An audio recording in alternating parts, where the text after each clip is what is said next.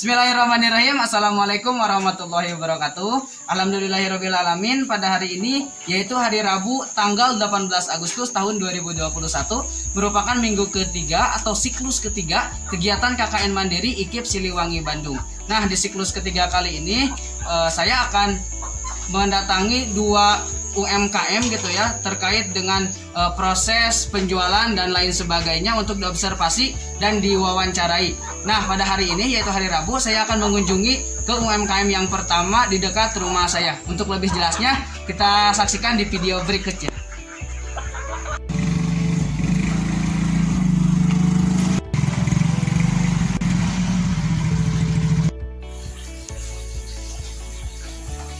Assalamualaikum Pak.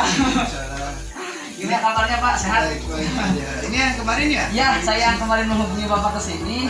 Bahwasannya hari ini saya akan melaksanakan kegiatan observasi dan wawancara ke Bapak terkait penjualan telur puyuh di sini Pak. Ya. Gimana, kamu lanjut aja nih ke kandang? Oh boleh Pak, boleh. Saya mau mengambil catatan dulu sebentar ya Pak. Baik Pak, sekali lagi saya ucapkan banyak-banyak terima kasih kepada Bapak karena hari ini Bapak telah bersedia gitu ya untuk saya wawancarai pada hari ini. Mohon maaf juga mengganggu waktunya gitu, Pak. Enggak, ini lagi santai. Lagi santai ya kelihatannya. Takutnya Bapak lagi ada kesibukan kita terkait penjualan puyuh misalkan atau pengurusannya gitu. Ya, paling cuma hanya mengirim saja, mengumpulkan telur. Kalau yang sekarang mungkin nantinya kita setiap pagi itu ngambil. Oh gitu ya Pak. Jual. Ya, paling itu aja. Mungkin lanjut ke intinya saja ya Pak, karena waktu saya juga cuma sebentar di sini. Yang pertama Pak yang ingin saya tanyakan terkait dengan profil Bapak terlebih dahulu. Ya, misalkan mulai dari nama, kemudian pekerjaan Bapak, mempunyai anak berapa misalkan. Terus teh udah berapa tahun nih misalkan di dunia perpuyuhan gitu Pak. Bisa dijelaskan ya Pak sedikit Pak profil Bapak? Ya mungkin perkenalan dari saya, nama lengkap saya Muhammad Ruhendi. Pekerjaan itu guru honorer, cuma saya mencari sampingan. Mencari sampingan itu dengan ternak puyuh. Saya ternak puyuh sudah sekitar 2 tahunan ini. Oh, udah 2 tahunan ya Pak? Iya. Kemudian umur saya sudah 38 tahun. Kemudian anak punya 2. Istri baru 1. Jadi ada kemungkinan nambah lagi Pak kalau baru 1. Enggak ya? Dikira hanya candaan. Canda saja. Dikira mau nambah lagi Pak. Ya mungkin itu profil saya. Iya Pak, terima kasih banyak. Dengan Bapak Rohendi berarti ya. Saya panggil Pak Rohendi saja ya Pak. Ya, kalau boleh Amang juga boleh. Oh, boleh Amang Rohendi. Kalau pekerjaan guru honorernya di sekolah apa di sini? SMP 2 Pasir. Oh, yang di SMP 2 Pasir Kuda di Padang Mulia berarti ya? Iya, yang di Padang Mulia. Siap Pak. Nah, kemudian kan Bapak udah 2 tahun nih. Tadi yang udah Bapak katakan di dunia perpuyuhan gitu ya Pak. Mungkin kalau kita berkaca ke belakang 2 tahun itu berarti udah masuk pandemi ya Pak? Iya, udah masuk. Iya, udah. Pandemi sekarang hampir 2 tahun ya. Cuma gitu. Dulunya saya juga mengalami sebelum pandemi. Oh, jadi pernah sekitar beberapa bulan sebelum pandemi. Beberapa bulan pandemi mengalami. Kemudian pas masa pandemi, apalagi masa pandemi sampai sekarang gitu ya Pak. Nah, sebelum pandemi nih Pak, kira-kira keuntungan per bulannya dari penjualan puyuh ini gimana Pak? Memang kalau sebelum pandemi kan saya baru merintis, cuma dulu paling saya meneteskan ya. Jadi meneteskan di Jadi sini Bapak dari nol gitu. Dari nol. Luar biasa. Saya dulunya beli hanya 30 ekor, kemudian diteteskan pada masa pandemi. Memang pada masa pandemi memang penjualannya berbeda dengan masa sebelum pandemi ya. Kalau masa sebelum pandemi mungkin pemasarannya agak gampang. Kemudian ke pasarnya juga gampang. Bisa lebih bebas gitu ya Pak, kita keluar masuk pasar gitu kan. Kalau sekarang kan diatur dengan tidak adanya bolehnya berkerumun. Oh, benar. Jadi agak sulit memasarkannya. Ya itu mungkin. Kalau keuntungannya sendiri gimana sih Pak? Labanya nih per bulan sebelum pandemi. Kalau sebelum pandemi mungkin labanya sekitar 600-an per bulan. 600.000. Iya, 600.000. Kalau sesudah pandemi mungkin 300 atau 400-an ya. Wah, lumayan. Ya, hampir 50%. Ya, hampir 50%. 50-50%. Ya, karena pemasarannya itu yang susah itu tadi. Benar-benar. Kemudian pembelian bibitnya, dulu saya pernah juga menjual bibitnya, cuma sekarang itu susah ya, susah pengirimannya. Gitu ya Pak. Ya. Nah, kemudian Pak, nah kita masuk ke yang pandemi gitu ya, karena kebanyakannya di pandemi gitu. Selama pandemi ini apa sih yang upaya-upaya yang sudah Bapak lakukan terkait mungkin dengan penjualan ya, lebih ke penjualannya Pak gitu. Paling masa pandemi penjualannya melalui WA atau di status. Jadi kalau di status kan biasanya kamu yang suka nanya-nanya gitu ya penjualan untuk penjualannya. Iya, status WA. Ya di status di WA. Facebook mungkin ya Pak, sering di Facebook diupdate. Paling ada juga yang mengantarkan langsung ke pembeli gitu. Menggunakan jasa ojek kalau di sini kan di kampung tidak ada. Tidak ada Grab ya, Pak, ya. Karena kita tinggal di wilayah pedesaan gitu ya Pak. Sangat sulit sekali mengaksesnya gitu. Paling itu untuk pemasaran sekarang mah. Ada bantuan dari teman nggak misalkan Pak? Misalkan Bapak punya teman nih, terus ikut mempromosikan gitu penjualan Bapak dia terkait telur puyuh ini. Ada teman saya juga yang mempromosikan. Barusan juga teman saya ngontek, katanya ada yang membutuhkan 10.000. 10.000. Sedikit-sedikit gitu ya Pak. Soalnya saya kan jualannya masih kadang biji, kadang juga memang ada di kilo. Kalau yang untuk skala kecil mah mungkin itu di biji ya, di biji per bijinya. Ya, gitu ya Pak. Ya. Yang terakhir mungkin Pak ini kesulitan atau hambatan apa saja sih Pak dalam penjualan telur puyuh ini selama pandemi yang Bapak rasakan, kesulitannya apa saja kira-kira? Ya kesulitannya tadi yang pertama tadi ya dikatakan saya tadi pemasarannya. Memang kalau kesulitan puyuh ini terkait peternakannya ya, kalau di peternakannya mungkin karena saya meneteskan sendiri ya biasa itu kan kalau yang mau diteteskan harus ada jantannya dulu, sedangkan kan jantannya itu suka berantem ya seperti ayam. Kalau ayam kan kalau tidak kenal pasti berantem. Nah itu mungkin kendalanya, kadang ada yang mati itu. Tapi kalau misalnya untuk tidak diteteskan hanya betina saja itu aman-aman saja, itu mungkin kendalanya. Kalau yang di penjualannya yang tadi itu ya Pak, yang tadi itu yang pemasaran, pemasaran. Ya. Jadi masuk ke pasar agak sulit agak gitu ya. Sulit kalau yang sekarang. Paling Bapak ke warung-warung kecil gitu ya. Iya, kalau sekarang hanya di warung-warung kecil yang terdekat gitu ya, yang kita jangkau. Ya, paling dikirim ke warung dibungkus 5.000 satu bungkus, paling gitu aja untuk sekarang ini. Ini telurnya besar-besar sekali ya Pak. Telurnya ini malam tadi tidak diambil karena baru sedikit. Ada juga kandang yang di sana, mungkin yang lebih banyak itu di sana kandangnya. Ya ini untuk penetesan saja ini. Ini untuk telur yang diteteskan. Kalau di situ kan telurnya untuk dijual. Ini hanya diteteskan saja. Kalau diteteskan kan pakai pakai jantannya. Ya mungkin itu saja sih Pak yang ingin saya tanyakan terkait penjualan ya intinya. Sebelum dan sesudah pandemi yang sudah Bapak lakukan, semoga saja kita berdoa pandemi ini segera berakhir gitu ya Pak, agar penjualan Bapak bisa lebih luas lagi jangkauannya gitu, bisa secara normal kembali seperti dulu gitu ya Pak. Ya amin. Mudah-mudahan kedepannya kita terbebas dari COVID ya. Benar-benar Pak. Ya, sekali lagi saya ucapkan terima kasih kepada Bapak. Sama-sama.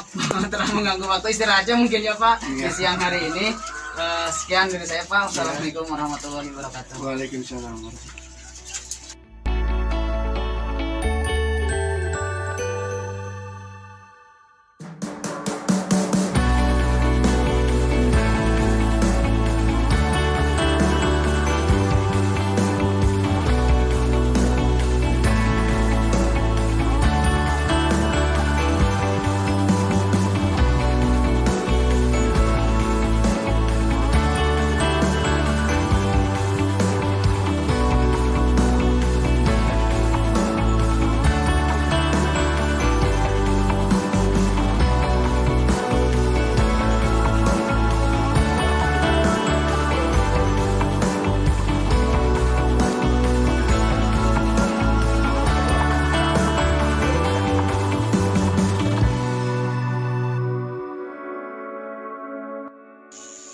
Bismillahirrahmanirrahim. Assalamualaikum warahmatullahi wabarakatuh. Alhamdulillahirabbil alamin. Pada hari ini yaitu hari Rabu tanggal 18 Agustus tahun 2021 merupakan siklus ketiga kegiatan KKN Mandiri yang saya laksanakan. Setelah Rabu pagi tadi saya mengunjungi UMKM yang pertama. Nah, pada sore hari ini di hari Rabu saya akan mengunjungi ke lokasi UMKM yang kedua tentang penjualan pakaian dan lain sebagainya. Untuk lebih jelasnya kita langsung menuju ke lokasi tersebut. Oke, alhamdulillah kali ini kita sudah sampai di lokasi yang kedua, UMKM-nya Bapak Hendy, usaha di bidang pakaian gitu ya. Kita langsung saja menuju ke rumahnya. Semoga ada gitu ya. Assalamualaikum.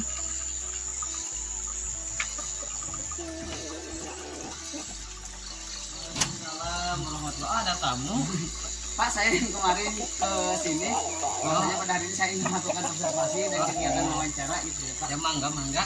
Siap. Silakan, ayo masuk. Oh, siap Pak. Dalam. Makasih banyak. Assalamualaikum warahmatullahi wabarakatuh Pak. Waalaikumsalam warahmatullahi wabarakatuh. Mohon maaf mengganggu waktunya. Saya yang kemarin ke sini menghubungi Bapak. Iya. Bahwasanya pada hari ini saya akan melakukan kegiatan observasi dan wawancara terkait dengan usaha yang Bapak laksanakan gitu Pak. Iya, insya Allah. Ya. Nah, yang pertama mungkin Pak, saya ingin menanyakan dulu terkait profil Bapak, mulai dari nama Bapak, pekerjaan, kemudian sudah berapa lama dalam usaha yang Bapak lakukan gitu. Kemudian anak ada berapa gitu. Mohon dijelaskan sedikit Pak profil Bapak sendiri. Nama Hendy Supriyadi ya. Iya Pak. Usia kurang lebih 36 atau 37 tahun lah. Iya, 37 tahun kalau salah. Istri satu insya Allah. Istri satu. Ya. Anak juga baru satu dalam program penambahan. Pekerjaan Pak? Pekerjaan ya gini-gini aja sih. Jualan kecil-kecilan. Pekerjaannya. Jadi satu bidang gitu, gak ada pekerjaan yang lain ya Pak? Nggak ada. Ya ada juga kalau ada pekerjaan lain ya kerjakan. Kalau ya konsentrasinya ke sini. Cuman yang utama di UMKM ini aja gitu ya. Kegiatan usaha di bidang pakaian dan yang lainnya. Iya, cuman lagi lesu Pak, aduh. Terkait ada pandemi ini. Oh. Nah, itu mungkin Pak terkait profil. Oh ya, satu lagi. Sudah berapa lama Pak kira-kira menekuni usaha ini? Berapa ya, dari 2017 18 3 tahunan. 3 tahunan ya. Iya. Nah, mungkin itu saja sih Pak terkait profil Bapak dan usaha Bapak. Lanjut ke pertanyaan berikutnya Pak. Yang ingin saya tanyakan, kira-kira berapa nih laba atau keuntungan yang Bapak dapatkan sebelum pandemi? Sebelum pandemi ya. Kalau 2000 awal-awal sih saya kebetulan jualan pakaian dan lain aksesoris dan lain sebagainya gitu ya. Kalau dulu tahun 2017-18 ya nyampe lah sekitar 1,5 juta sampai 2 juta per bulan. Per bulan ya per bulan. Kalau sekarang mulai ada COVID gitu ya masuk.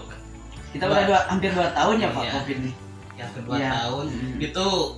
Ya mulai tahun 2020-an gitu ya. 2020. Pertengahan aja terutama mungkin karena orang jangankan buat pakaian, buat makan juga sulit gitu ya. Benar sekali. Ya kerasa itu. Benar-benar sangat. Paling ya nyampe 500.000 per bulan. Iya, per bulan.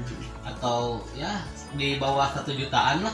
Sekitar anjloknya sekitar 60-70% lah. Wah, sangat besar sekali ya Pak. Iya. Emang dampak pandemi ini sangat sangat berpengaruh di segala bidang gitu Pak, termasuk kegiatan UMKM dan usaha dan lain sebagainya gitu. Oke. Kemudian yang selanjutnya Pak, selama pandemi ini apa saja sih yang sudah Bapak lakukan, upaya-upaya apa saja selama pandemi ini dalam melakukan kegiatan usaha yang sudah Bapak lakukan kira-kira? Kalau upayanya saya mungkin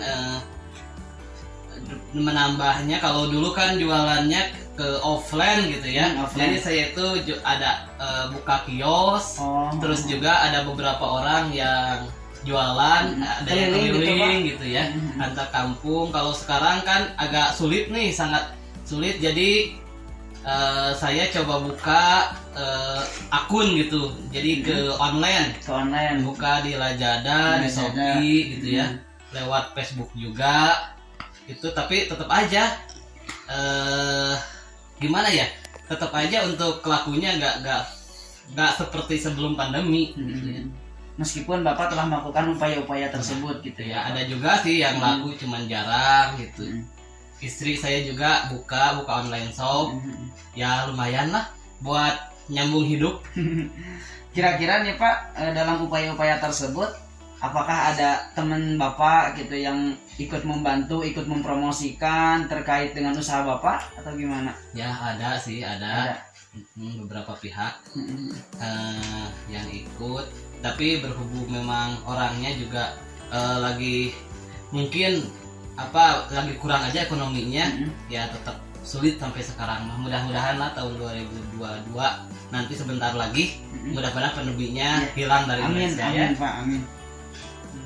Pertanyaan yang terakhir Pak dari saya, mungkin ini terkait dengan kesulitan atau hambatan apa saja sih yang Bapak rasakan dalam penjualan atau di bidang usaha yang Bapak tekuni selama pandemi ini? Yang pertama, karena saya jualannya pakaian, kebanyakan pakaian wanita sih, mode itu jadi kesulitan karena kita dikejar-kejar mode. Pakaian wanita itu cepat sekali, setiap bulan itu keluar aja yang baru. Mode yang lama itu sulit. Kalaupun kita jual mau ngejual di modal aja sulit kalau sudah ketinggalan 6 bulan 7 bulan, karena orang akan cenderung ke mode yang baru, jadi cepat update gitu ya masyarakat kayak gitu. Terutama yang perempuan nih, ataupun juga mungkin juga stakeholder kita atau pembeli kita, kemampuan ekonominya yang berkurang akibat pandemi itu kerasa sekali. Mereka juga mungkin sangat menurun penghasilannya. Jadi ya gitu ya, mereka juga mungkin mengusahakan dulu buat makannya, baru beli baju kayak gitu. Sekarang itu ada lagi gak Pak kira-kira kendala yang lain selain 2 hal barusan yang telah Bapak utarakan? Ya kalau dari luar persaingan juga gitu ya. Walaupun lagi pandemi, persaingan rasanya sih makin ketat. Justru makin ketat gitu ya Pak? Iya rasanya, soalnya orang coba lihat di online shop aja. Saya lihat makin yang jual pakaian dan sebagainya seperti itu makin banyak. Soalnya mungkin mereka juga sama ke arah sana. Iya benar-benar ikut merasakan pandemi juga. Jadi salah satu strateginya ya online shop itu tadi. Ya memang yang kerasa itu lumayan lah bisa menutupi kebutuhan. Ya mungkin itu saja sih Pak terkait beberapa pertanyaan yang saya butuhkan. Semoga pandemi ini segera berakhir gitu ya Pak, supaya segala sesuatu yang kita lakukan bisa seperti semula sedia kala lagi gitu ya. Kemudian penghasilan Bapak bisa per bulannya bisa kembali seperti sebelum pandemi gitu ya. Mudah-mudahan amin. Sekali lagi saya ucapkan terima kasih banyak kepada Bapak telah menyempatkan waktunya. Mohon maaf saya mengganggu gitu ya Pak. Padahal sore-sore gini nih. Gak apa-apa, lagi sepi ini kok. Oh iya. Sekian dari saya Pak. Wassalamualaikum warahmatullahi wabarakatuh. Waalaikumsalam warahmatullahi wabarakatuh.